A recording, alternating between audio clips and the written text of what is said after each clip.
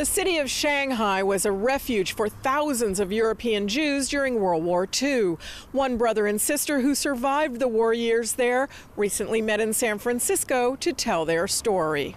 Ely Wax and Deborah Strobin are the lucky ones who survived. Now on a stage more than 70 years later, they're talking about their uncommon journey. It started in Vienna in August 1939. My father was a custom tailor, and his key employees was the official in the Nazi party. And he was able to get extensions for my mother's, 6 months extensions. Then finally, in February of 1939, he said, I can give you one more extension for your mother. You have to be out of Austria by August 31st, 1939. So just days before war broke out, the family took a train from Vienna to Genoa and then a ship to Shanghai. We were the last boat out. Shanghai was an international city at that point. Every other country had restrictions of one kind or another. United States had a quota system. We were on the Romanian quota because my father was Romanian. We'd probably still be waiting to get in there. Yeah. So out of desperation, there was no place else to go. Ely was 11, Deborah was 3 years old. I remember mostly being hungry. We really hardly had any food. We were living in one room, the four of us, which was a big come down for my parents. We were young, so it was like an adventure, you know.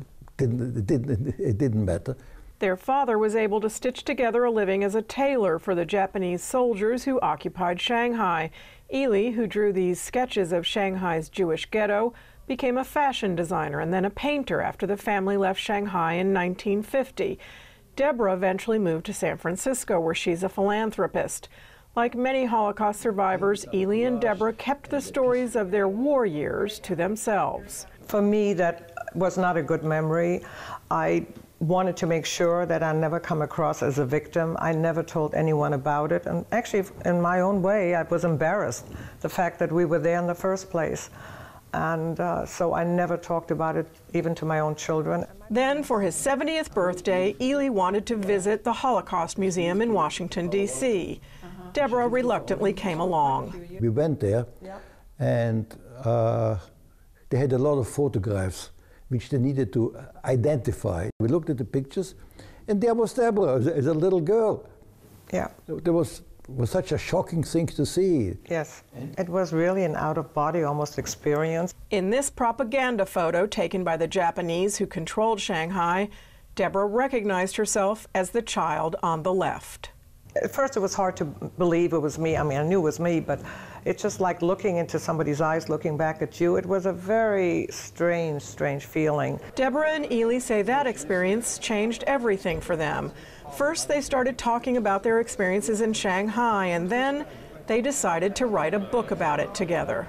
Point is that this is an event that should be remembered, basically. And all the experience of people who survived the war, survived the Holocaust, have stories to tell. And all those stories form a mosaic that creates a picture of what really happened.